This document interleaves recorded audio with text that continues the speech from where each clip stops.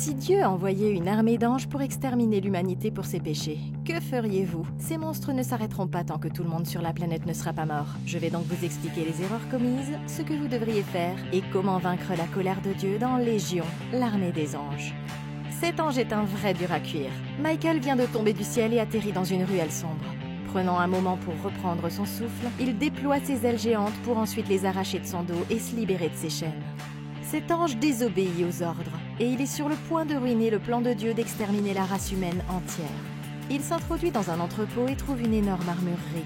Elle est pleine d'armes qui l'emballent pour sa mission. C'est assez pour une armée entière, mais l'ange ne réalise pas que des policiers patrouillent juste à l'extérieur. C'est alors qu'un bâtiment explose dans la rue, laissant un trou en forme de croix dans le mur. Les policiers se précipitent hors de la voiture, exigeant qu'il pose ses sacs. L'ange se rend et le policier s'apprête à l'arrêter. Mais il se retourne rapidement, lève son arme contre sa tête et prend l'homme en otage. Soudain, l'autre policier se met à trembler et quelque chose prend le contrôle de son corps. Il est possédé et avec ses yeux et ses dents transformées, il demande à Michael pourquoi il trahit Dieu. L'homme lui dit qu'il ne laissera pas Dieu tuer le bébé et qu'il suit son propre plan maintenant. Mais le flic lui fait comprendre qu'il sera puni pour sa désobéissance. Agissant rapidement, Michael met l'homme à terre avant de prendre ses armes et de voler la voiture de police.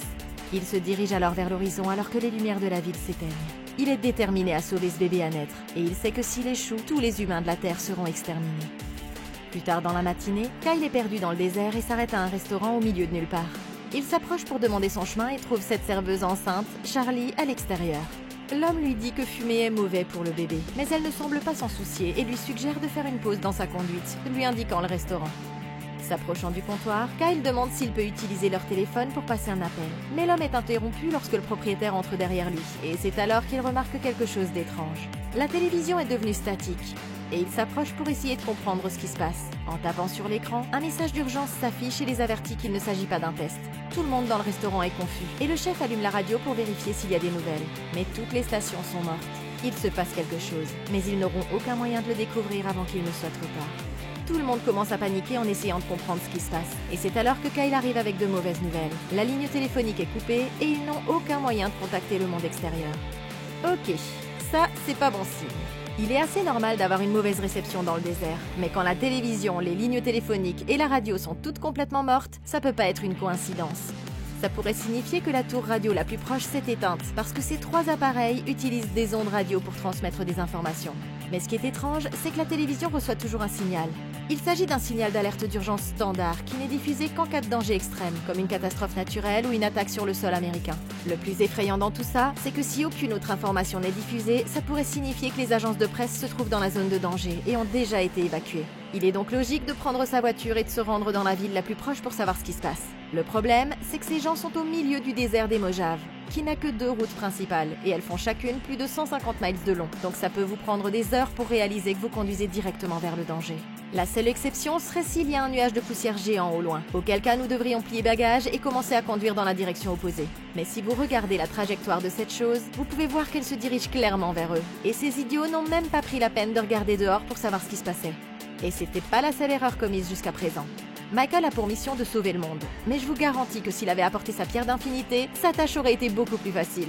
La vérité, c'est que si vous espérez sauver la race humaine entière de la colère de Dieu, vous devrez faire bien mieux que de stocker une poignée d'armes à feu. L'erreur suivante, c'est que dans les secondes qui suivent son atterrissage sur Terre, il arrache ses ailes d'ange, qui sont l'atout le plus précieux dont il dispose pour accomplir sa mission. Plus tard dans le film, on les voit non seulement voler, mais aussi littéralement bloquer les balles avec elles, et voilà qu'il n'a plus que la force d'un humain normal. Si c'était moi, j'aurais gardé les ailes, et je les aurais utilisées pour m'aider à voler une bien meilleure arme pour combattre l'armée entière de Dieu. Puisque la seule chose assez mortelle pour nous donner une chance de nous battre sont les ogives nucléaires, la seule option de cet ange est de garder ses ailes super puissantes et de s'introduire dans une installation d'armement. Ça peut sembler fou, mais quand on sait que nous venons de désobéir à Dieu pour l'empêcher d'anéantir la race humaine, il faut voir beaucoup plus grand que 20 fusils dans une armurerie. Pour un humain ordinaire, cette stratégie serait insensée. Mais Michael est un archange que la Bible décrit comme le chef des armées célestes et l'ange le plus puissant de Dieu. Si cet idiot ne s'était pas coupé les ailes, il n'est pas insensé de penser qu'avec un tel classement, il aurait pu réussir son coup.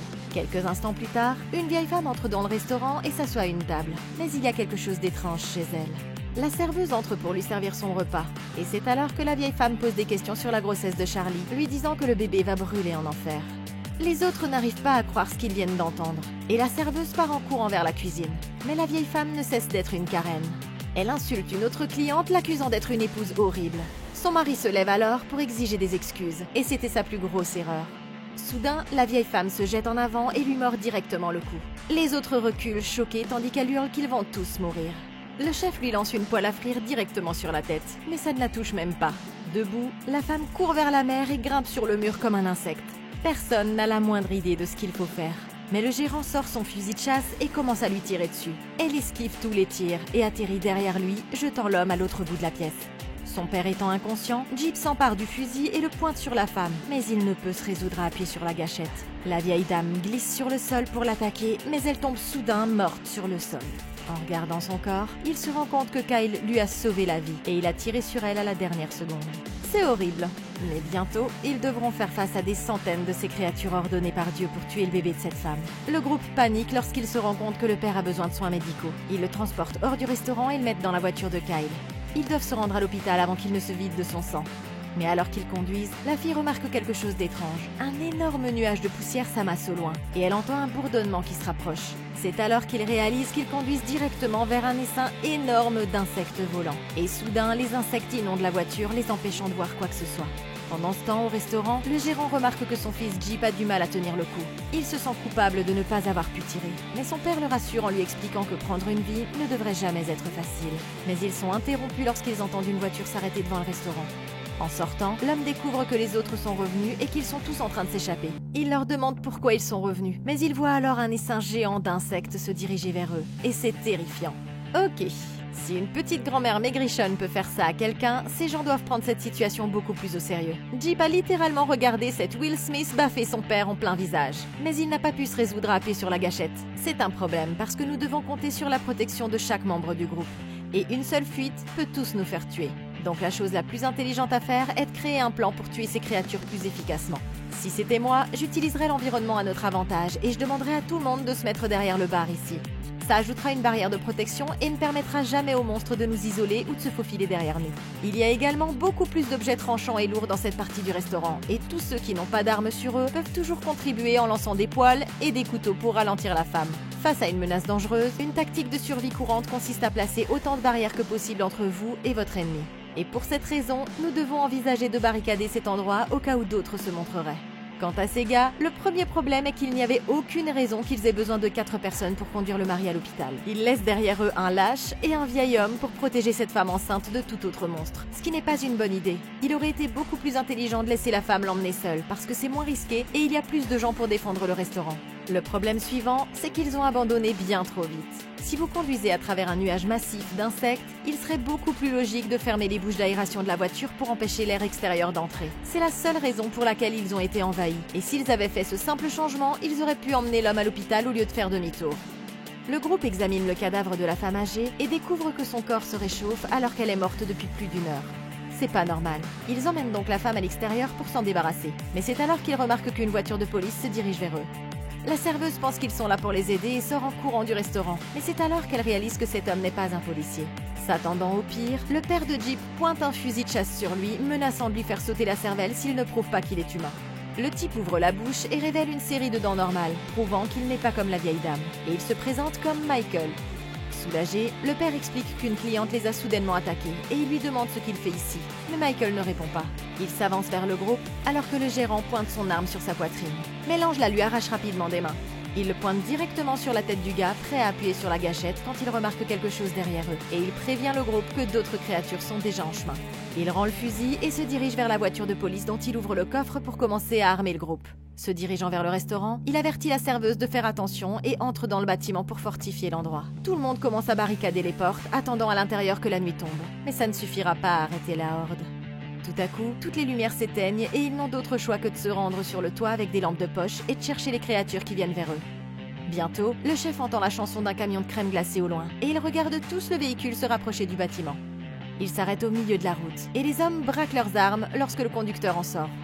Il ressemble à un humain normal, mais il les aperçoit et pousse un cri à glacer le sang. C'est terrifiant. Ses membres s'étirent et il se précipite sur les survivants comme une chauve-souris de l'enfer. Les hommes tirent avec leurs armes et tuent le monstre. Mais ce n'est que le début. Au loin, des dizaines de véhicules se dirigent vers eux, et chaque conducteur est une créature qui vient les détruire.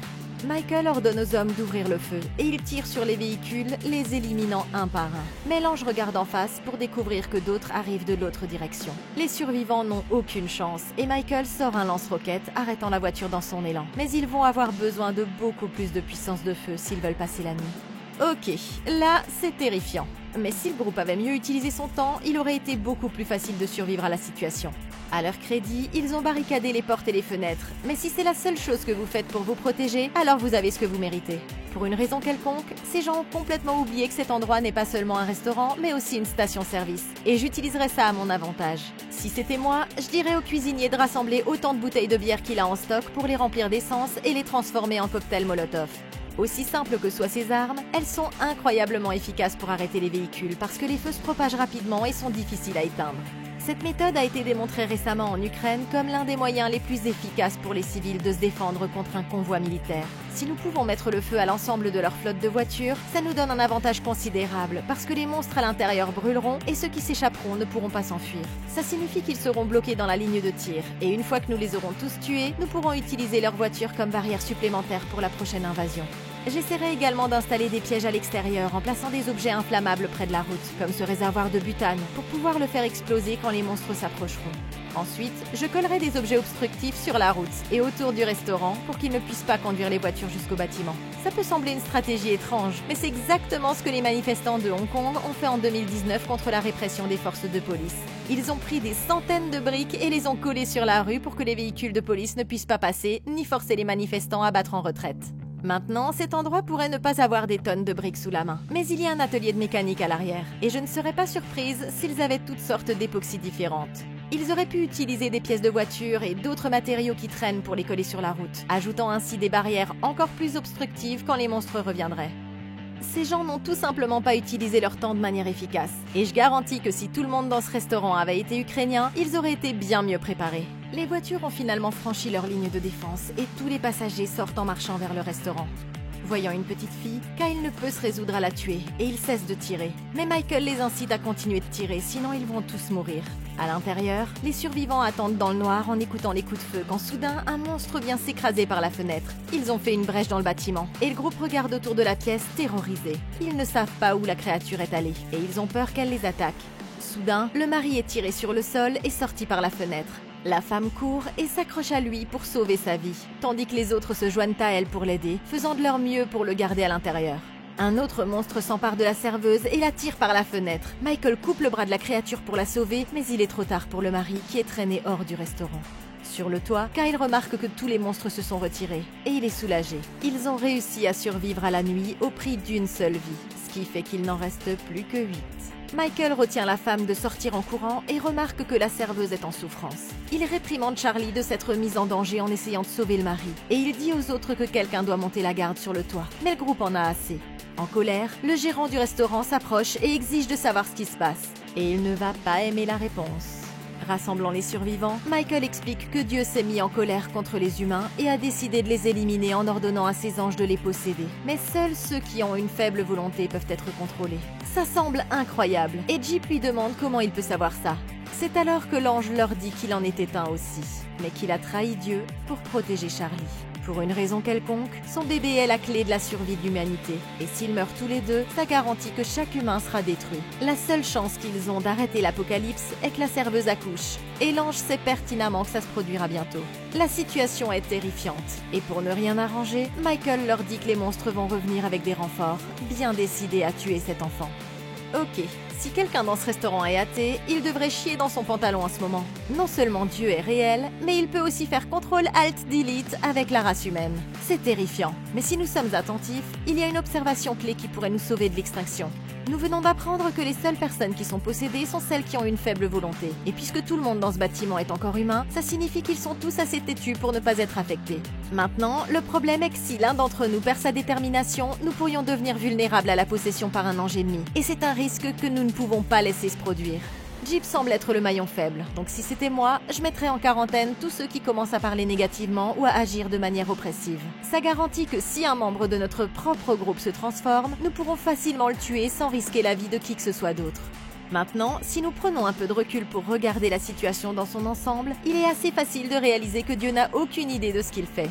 Michael explique ici que Dieu veut exterminer sa création parce que les humains sont devenus trop mauvais et violents. Mais en vérité, il est facile d'oublier à quel point l'Ancien Testament est terrifiant et à quel point cette violence a été ordonnée par Dieu lui-même. Pour commencer, il a détruit Sodome et Gomorrhe, tuant tous les hommes, femmes et enfants qui y vivaient. Ensuite, Moïse a supplié Dieu d'adoucir le cœur du pharaon, et il l'a convaincu de laisser les Juifs quitter l'Égypte. Mais Dieu a décidé que les maudire avec des fléaux et tuer tous leurs fils premiers-nés était une meilleure idée. Plus tard, lorsque les Juifs se sont retrouvés bloqués dans le désert, ils ont commencé à adorer un veau d'or. Dieu a donc ordonné à Moïse et à Aaron d'en massacrer 3000 pour montrer que leur Père dans les cieux était un peu jaloux. Ce n'est là qu'un aperçu des horreurs qu'on peut trouver dans la Bible, qui est pourtant le livre le plus vendu de l'histoire. En gardant ça à l'esprit, quelqu'un doit expliquer à Steve que des milliers d'années plus tard, nous vivons dans l'ère la plus pacifique de l'histoire de notre espèce. L'imprimerie nous a permis de diffuser des visions du monde qui valorisent la vie humaine. Et les gens ont commencé à s'opposer à l'esclavage, à la torture et aux châtiments cruels comme le bagne. La révolution des droits de l'homme a donné lieu à un soulèvement en faveur de l'amélioration des droits civils. Et aujourd'hui, les hommes politiques modernes utilisent la diplomatie pour résoudre les problèmes au lieu de partir en guerre pour la gloire comme les rois du Moyen-Âge. Il est clair que le monde s'est considérablement amélioré au cours de l'histoire de l'humanité. Et puisque Dieu existe en dehors du temps, 10 000 ans de développement social seraient instantanés pour lui. Il n'a donc aucune raison d'être contrarié. En gardant ça à l'esprit, si j'étais Michael ici, j'aurais essayé de montrer à Dieu des preuves qu'en tant qu'espèce, les humains ne sont pas si mauvais. Et c'est une alternative bien plus sûre que de quitter le paradis pour combattre l'armée entière des anges. Ce matin-là, le gérant monte la garde sur le toit et voit le nuage sombre qui s'étend à l'horizon. C'est le signe de la prochaine attaque, mais l'homme s'endort à son poste, et il ne pourra prévenir les autres que lorsqu'il sera trop tard. En bas, la femme se réveille en entendant quelqu'un appeler son nom. Elle suit le son de la voix jusqu'au bureau et jette un coup d'œil par la fenêtre pour voir quelque chose d'horrible. Son mari a été enchaîné à une croix renversée, la peau couverte de cloques dégoûtantes, et il crie à l'aide. Désespérée de le sauver, la femme enlève rapidement les meubles qui bloquent la porte, mais elle est interrompue par Kyle. Elle le repousse et l'assomme, mais sa fille court dans la pièce essayant de la convaincre de ne pas sortir. Paniquée, la femme la repousse aussi et sort en courant du bâtiment pour sauver son mari. Mais c'est sa plus grosse erreur. Le chef la poursuit et s'empare de la femme juste avant que son mari n'éclate en une flaque d'acide brûlante. Le chef parvient à la ramener à l'intérieur du restaurant, mais il tombe soudain raide mort sur le sol. Son dos a fondu à cause de l'acide, ce qui fait 2 morts, et ils ne sont plus que 7. Craignant qu'elle ne sorte à nouveau, il l'attache à une chaise et sa fille lui donne des médicaments pour faire face à la situation. Mais elle accuse soudain la fille de la mort de son mari. C'est une accusation brutale, mais Kyle les interrompt et demande à la fille de l'aider à trouver une station de radio qui fonctionne. En tripotant l'antenne, elle capte une transmission d'une station active. L'annonceur rapporte que les effets de l'apocalypse se sont répandus dans tout l'État. Mais heureusement, les survivants ont commencé à s'organiser et à se défendre. Le groupe pense qu'il est peut-être assez sûr de partir, mais Michael soutient qu'ils doivent rester. Si la serveuse accouche pendant le voyage, le bébé et elle seront confrontés à une mort certaine, condamnant ainsi tous les habitants de la planète. Cette nuit-là, les survivants attendent la prochaine attaque quand l'électricité revient soudainement. Tout semble aller bien, mais le groupe remarque une camionnette qui se dirige directement vers le restaurant. Kyle vise avec son arme, prêt à tuer ce qui sortira du véhicule, mais il s'arrête quand il réalise qu'il s'agit d'un humain normal. Le conducteur sort de la voiture et tente de faire le plein, mais c'est alors que Kyle remarque un enfant sur le siège arrière. Ce doit être le fils du conducteur, et pour ne rien arranger, d'autres véhicules se dirigent vers eux. Il comprend rapidement que les monstres ont dû rétablir le courant pour attirer les gens vers la station-service. C'est un piège, et Kyle avertit le père de retourner dans sa voiture en tirant un coup de semonce en l'air. L'homme tente de remonter dans le véhicule, mais il est soudainement écrasé et le choc l'envoie voler avant qu'un groupe de punks ne sorte de leur voiture et ne tire le petit garçon du véhicule. Ok, c'est définitivement un piège. Plutôt, ces créatures ont utilisé les émotions de la mère contre elles pour attirer la femme hors du restaurant. Et ça signifie qu'ils jouent à des jeux d'esprit dans le cadre de leur stratégie pour nous éliminer. Concernant Kyle, ce type est en train de divorcer de sa femme et il voit à peine son enfant. Donc s'ils savent déjà exactement où sont nos déclencheurs, ils les utiliseront contre nous quand ça nous touchera le plus. La meilleure façon d'éviter ça, c'est d'utiliser un système de binôme pour se tenir mutuellement responsables. Et ça va être la clé de notre survie. Si nous faisons équipe avec quelqu'un qui n'a pas les mêmes faiblesses que nous aurons plus de chances d'empêcher les créatures de nous attirer un par un et de faire quelque chose de stupide qui mettrait la vie de tout le monde en danger. Si ces anges nous tendent des pièges, alors les combattre pourrait être un jeu pour eux. C'est pourquoi, au lieu de les laisser nous entraîner dans le combat, notre meilleur plan d'action est de donner naissance à ce bébé aussi vite que possible. Selon Michael, si c'est la seule condition pour arrêter l'apocalypse, il faut la considérer comme la plus haute priorité. Il se trouve qu'il existe des méthodes d'urgence pour déclencher un travail précoce, et la plus efficace, c'est le sexe. La raison en est que le sexe libère une hormone appelée ocytocine, qui est connue pour déclencher le processus de travail.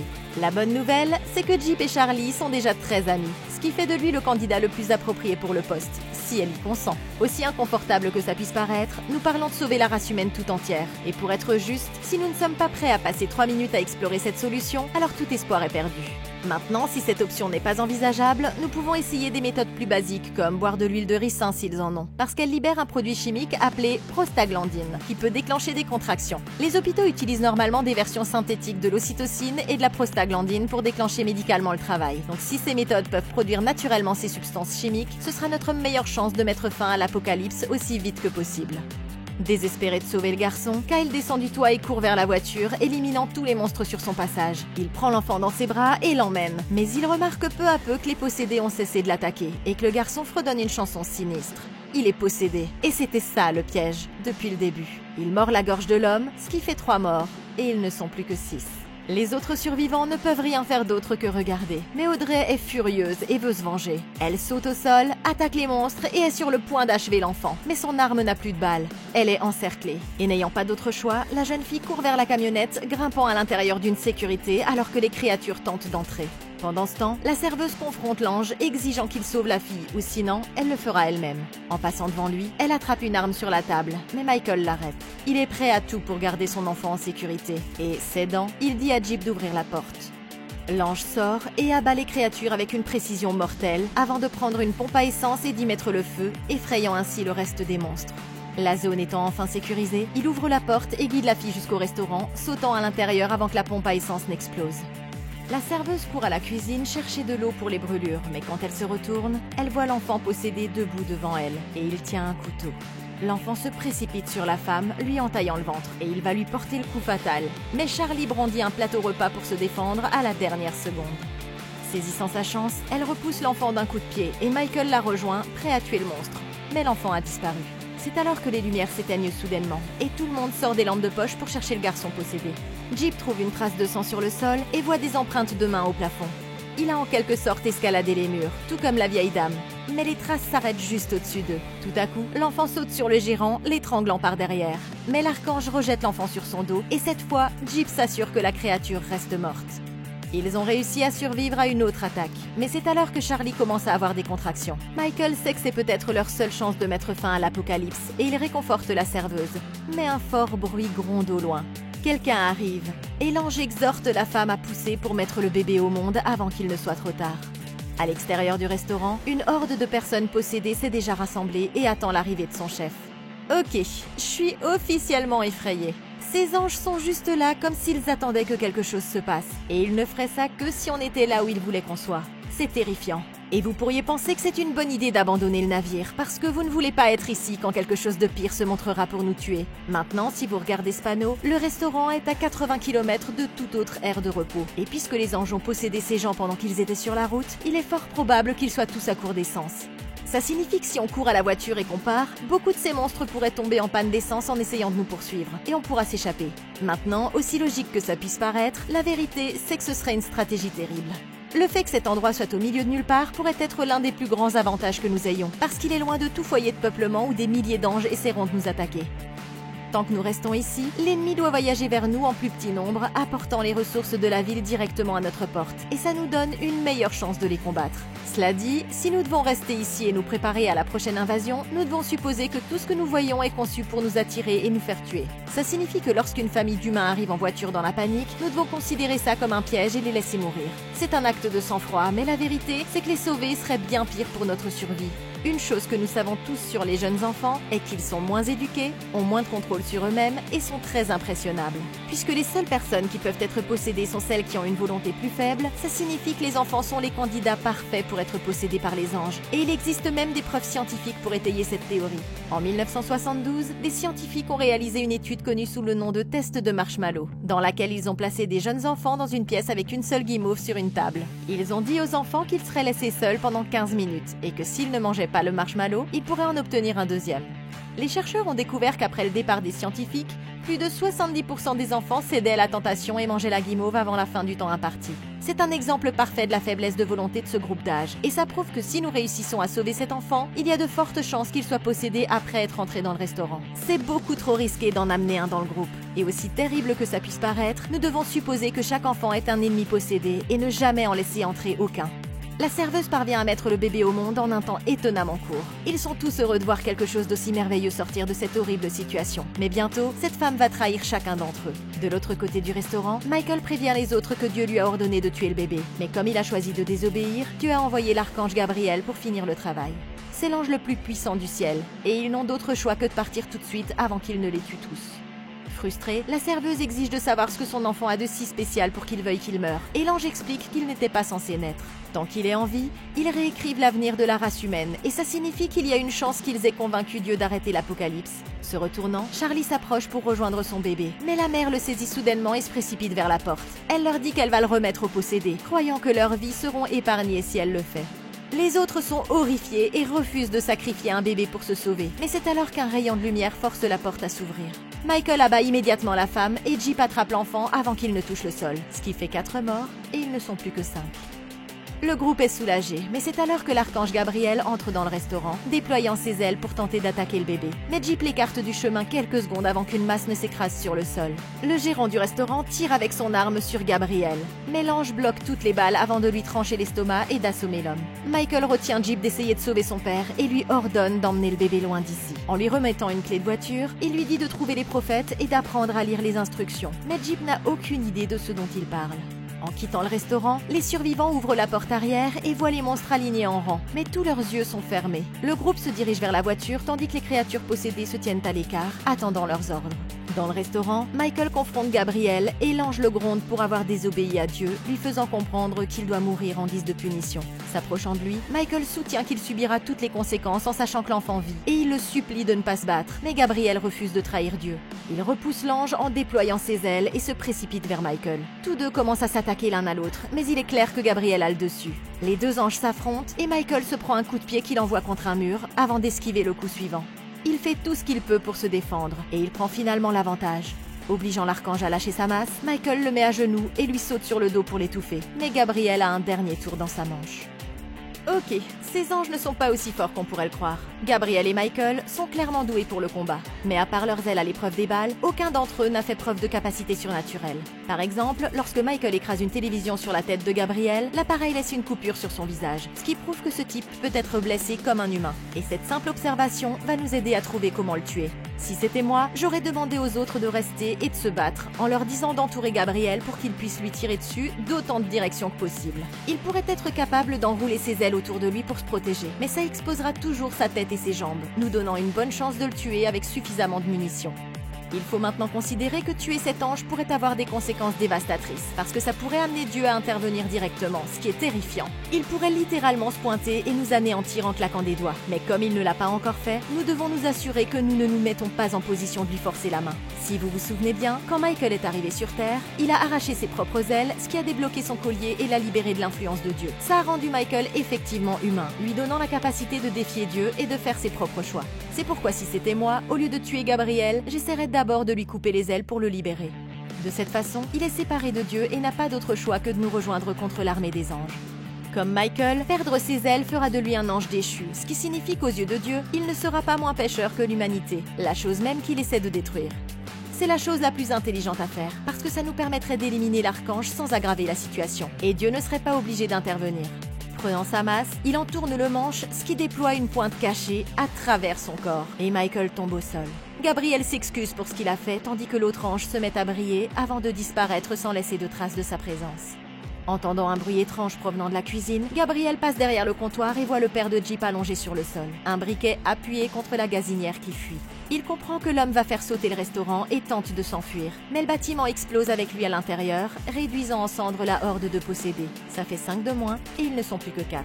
Pendant ce temps, Jeep remarque d'étranges tatouages qui apparaissent sur son bras, et il réalise que ce sont les instructions dont Michael parlait. C'est alors qu'ils aperçoivent un panneau annonçant qu'ils ont atteint le parc national de Red Ridge, et ils se souviennent avoir entendu à la radio qu'un groupe de survivants s'y était rassemblé. Vérifiant s'ils ont d'autres armes, Audrey leur dit qu'ils n'ont plus qu'un pistolet de détresse. Et c'est alors que quelque chose attaque le véhicule. C'est Gabriel, et il est là pour finir le travail. L'ange arrache le gyrophare de la police pour pouvoir atteindre l'enfant, et Jeep tire à travers le toit, le déséquilibrant, mais il parvient à s'accrocher au coffre. Désespérée, la jeune fille tire avec le pistolet lance-fusée et par chance atteint l'archange au visage, mais il ne veut toujours pas lâcher prise.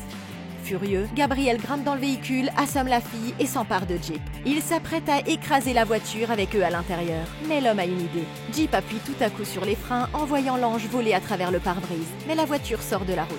Elle se renverse dans un fossé et tous les passagers sont inconscients. Plus tard, ils se réveillent dans la voiture et rampent lentement hors de l'épave. Mais ils se rendent compte que la fille est morte dans l'accident, ce qui en fait la 6e victime, et ils ne sont plus que 3. Les survivants poursuivent leur voyage vers une montagne voisine, désespérant de se mettre en sécurité. Mais c'est alors qu'ils voient un visage familier. Gabriel est toujours vivant, et il vient droit sur eux. Il vole vers eux, frappe Jeep contre un rocher et l'assomme. La serveuse tente de s'enfuir et manque de tomber du bord de la falaise. L'ange s'approche d'elle et lui demande de lui remettre le bébé. Mais Charlie refuse et Gabriel lui fait comprendre qu'il va les tuer tous les deux. Soudain, Jeep lui saute dessus par derrière et le fait tomber de la montagne, les faisant tomber de la falaise. Ils atterrissent sur le sol en contrebas et Gabriel repousse l'homme qui est tombé sur lui. Se relevant, il sort son couteau et s'apprête à tuer Jeep. Mais une lumière jaillit soudain des cieux et Michael arrive en volant. Gabriel est choqué car il a désobéi aux ordres de Dieu. Mais l'ange explique que Dieu a besoin que ses serviteurs fassent ce qui est juste et pas qu'ils obéissent aveuglément comme Gabriel. Michael sort une épée et l'archange le charge, mais il est trop lent. Blessé, il tombe à terre suppliant qu'on l'achève. Mais Michael choisit d'épargner sa vie et lui demande de partir. L'ange s'envole et abandonne sa mission, tandis que Michael dit à Jeep qu'il est désormais le protecteur de l'avenir de l'humanité. Et il s'envole dans les airs, laissant l'homme derrière lui. Il remonte la montagne, retrouve la serveuse et il fixe une colonie au loin. C'est un signe que d'autres personnes ont survécu à l'apocalypse. Mais ils devront bientôt faire face à la menace la plus mortelle de toutes, la parentalité. Mais qu'en pensez-vous? Comment auriez-vous battu Légion, l'armée des anges? Dites-le moi dans un commentaire ci-dessous. Merci beaucoup d'avoir regardé. Laissez un like, abonnez-vous et consultez la playlist de Comment battre pour plus de vidéos comme celle-ci. Et d'ici la prochaine fois, passez une excellente journée.